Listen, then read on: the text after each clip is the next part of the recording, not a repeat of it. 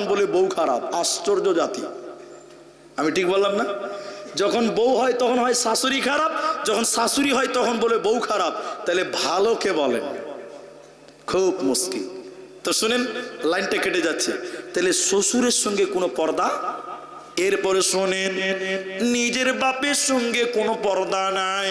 বাপ বেটি তো পর্দা আছে, কিন্তু বেহায়ার মতন নয়। বাপের সামনে কথা বলবেন, বুকের উপরে ওড়না লাগবে, মাথায় কাপড় দিয়ে ভদ্রতার সঙ্গে বাপের সামনে দাঁড়াবেন। বাপের সঙ্গে এই স্বাভাবিক পর্দাটা রাখতে হবে, এই স্বাভাবিক ভদ্রতা রাখতে হবে। তাহলে বাপ বেটিতে কোনো পর্দা নেই। এরপরে বলা হচ্ছে নিজের সন্তানের সঙ্গে কোনো পর্দা নাই। মা বেটাতে কোনো পর্দা আছে? কোনো পর্দা নেই। এরপরে আল্লাহ বলেন স্বামীর বেটার সঙ্গেও কোনো পর্দা নাই। নিজের বেটা স্বামীর বেটা পার্থক্য নাই? আছে। স্বামীর যদি আর একটা বিয়ে হয়ে থাকে, স্বামীর যদি আর একটা বিয়ে হয়ে থাকে, ওই ঘরের যদি কোনো সন্তান থাকে, ওটাও তোমার বেটা। ওকে চুমা দাও, ওকে তেল মালিশ করে দাও, ওকে স্কুলে দিয়ে এসো, ওকে কোলে কেটে করে মানুষ করো, তোমার জন্য কোনো গোনা হবে না। তাই নিজের বেটার সঙ্গে কোনো পর্দা নাই, স্বামীর বেটার সঙ্গেও কোনো পর্দা নাই, নিজের ভাইয়ের সঙ্গে কোনো পর্দা নাই। আবু ইখওয়ানিহিন্না, নিজের ভাইয়ের সঙ্গে কোনো পর্দা নাই, ভাই বোনে কোনো পর্দা নাই। তবে ভাই বলতে নিজের মায়ের পেটের, একই মায়ের পেটের ঔরসের হতে হবে, একই বাপের হতে হবে। চাচাতো ভাই, মামাতো ভাই, খালাতো ভাই, ফুফাতো ভাই হইলে চলবে না।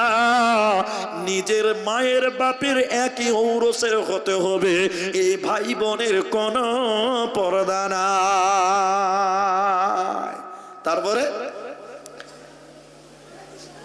দাদার সঙ্গে কোনো পর্দা নাই। এগুলো আমি হাদিস থেকে আবার চলে যাচ্ছি। নানার সঙ্গে পর্দা নেই, নানার সঙ্গে কোনো পর্দা নেই। ভাতিজা, নিজের ভাতিজা, ভাতিজা বুঝেন তো? ভাস্তা, ভাইপু, মানে নিজের ভাইয়ের ছেলে ভাতিজা, ওর সঙ্গে কোনো পর্দা। তবে চাস্তো ভাইয়ের ছেলে হলে চলবে না। আরে চাস্তো ভাইয়ের সঙ্গেই তো পর্দা করতে হবে, চাস্তো ভাইয়ের সঙ্গেই তো পর্দা করতে হবে। তাহলে নিজের ভাই, তার ছেলের সঙ্গে পর্দা নাই, আর নানার সঙ্গে পর্দা নাই। নানা মানে নিজের নানা, গ্রামের বুড়া লোকে নানা। এখন যুবতী বেটি ছেলেকে নানি, নানার সঙ্গে আর কি করছে? নানাতেই যত গন্ডগোল করছে, নানা বুঝে লিয়েছে গা। জি, তাহলে এ শুনলেন। এরপরে বললেন আল্লাহ বলেন মেয়েদের সঙ্গে মেয়েদের কোনো পর্দা নাই, মেয়েদের সঙ্গে মেয়েদের কোনো পর্দা করতে হবে না। শুনলেন কিনা গোলামের সঙ্গে কোনো পর্দা নাই। এখন আর কিনা গোলাম নাই, তাই এখন এটা নিয়ে ঝামেলাও নাই। তাহলে মেয়েদের সঙ্গে কোনো মেয়েদের পর্দা নাই, কিনা গোলামের সঙ্গে পর্দা নাই। আর ওই ছেলেদের সঙ্গে পর্দা নাই যারা নারী কি জিনিস এখনো বুঝে না, মানে নাবালক বাচ্চা ছেলেদের সঙ্গে কোনো পর্দা নাই। হিজড়েদের সঙ্গে কোনো পর্দা নাই। তবে বর্তমান হিজড়েদের সঙ্গে পর্দা করতে হবে। কেন? যে তারা নাচতে, গাইছে, ড্যান্স করছে, বিভিন্ন রকমের অ্যাক্টিং করছে, এই জন্য বর্তমান হিজড়েদের সঙ্গে পর্দা করতে হবে। আরে এখন আবার বেটা ছেলে হিজড়ে সাজছে, দেখেছেন আপনারা? বেটা ছেলে হিজড়ে সাজছে, পর্দা করতে হবে। জি, দিল্লি, ওরে দিল্লির মাল। শুনলেন আল্লাহ মেয়েদের শেষের বাইরে দিকে দেখেন, আল্লাহ আয়াতের শেষে বলেন হে নারী তোমাদের জন্য আল্লাহ ইস্তিগফারের জায়গা রেখেছে, তওবা রেখেছে, জান্নাত রেখেছে। তোমরা সবাই মিলে আল্লাহর কাছে তওবা করো, আল্লাহ তোমাদের জীবনের গুনাহ মাফ করে দিবে। শেষে জামানায় মুমিনা, কথাটা তোর নয় মিছে, আখেরি জামানা এসেছে। শেষে জামানায় মুমিনা, কথাটা তোর নয় মিছে, আখেরি জামানা এসেছে। আগেকার নারীরা সব পুরুষ দেখিলে ঘুমটা দিয়ে চলে যেত কাছে ডাড়ালে। এখনকার নারীরা সব পুরুষ দেখে কের করে না, ধাক্কা মেরে চলে এসে আখিরি জামানা এসেছে, আখিরি জামানা এসেছে। রেল মোটরে উঠে বলে বসতে জায়গা দাও, বলে অন্য গাড়ি খালি আছে সেই গাড়িতে যাও। এদের জ্বালাই ট্রেন মোটরে উঠা নাহি যেতেছে, আখিরে জামানা এসেছে, আখিরে জামানা এসেছে। ভাই আমার, শেষের বেলায় এটা একটা মাদ্রাসার জালসা, আর আজকের প্রথম জালসা। আমি 2 ঘন্টার বেশি কোথাও বলি না, বলতে পারি না। এটা আমি পারি না, কেন আমাকে প্রতিদিনই বলতে হয়। আমি আপনাদের শেষ মোমেন্টে আমার ছোট ভাই আরেকজন বক্তা তিনি আসবেন, আখতার হোসেন, তরুণ বক্তা এবং নতুন বক্তা, তরুণ বক্তা এবং নতুন বক্তা তিনি আসবেন। তো আমি তার আগে আপনাদের মেয়েদের একটা কথা বলতে চাই। আল্লাহর নবী বলছেন, আমি জাহান্নামের গেটে দাঁড় হলাম, দেখলাম জাহান্নামে শুধু নারী আর নারী, মহিলা আর মহিলা। আর জান্নাতের গেটে দাঁড় হয়ে দেখলাম এদখুল মাসাকিন, শুধু মিসকিন আর মিসকিন, অভাবী আর অভাবীরা জান্নাতে যায়। জাহান্নামের গেটে দেখলাম শুধু জাহান্নামে নারী আর নারী, নারী আর নারী। নারীদেরকে বাঁচার জন্য, পুরুষদেরকে জাহান্নাম থেকে বাঁচার জন্য, মেয়েদের জাহান্নাম থেকে বাঁচার জন্য বিভিন্ন জায়গায় বিভিন্ন রকম করে আল্লাহর নবী বলেছেন। আমি সেই দিকে ইঙ্গিত করে আপনাদের বলতে চাই, মেয়েদেরকে বলেছিলেন তোমরা জাহান্নাম থেকে বাঁচার জন্য তাসাদদাকনা, তোমরা বেশি বেশি করে সাদকা করো, দান করো, সাদকা করো। ফা ইন্নী উরিতু কুন্না আকতার আহলিন নার, আমি দেখলাম তোমরা জাহান্নামে বেশি রয়েছো, তাই আমি আপনাদের এইখানে যারা মা বোনেরা পর্দার আড়ালে আছেন এবং আপনাদেরকে বলতে চাই, আল্লাহর নবী বলছেন দান হলো ঢাল, দান হলো ঢাল। কিসের ঢাল? জাহান্নাম থেকে ঢাল হতে পারে দান, জাহান্নাম থেকে ঠেকাতে পারে দান।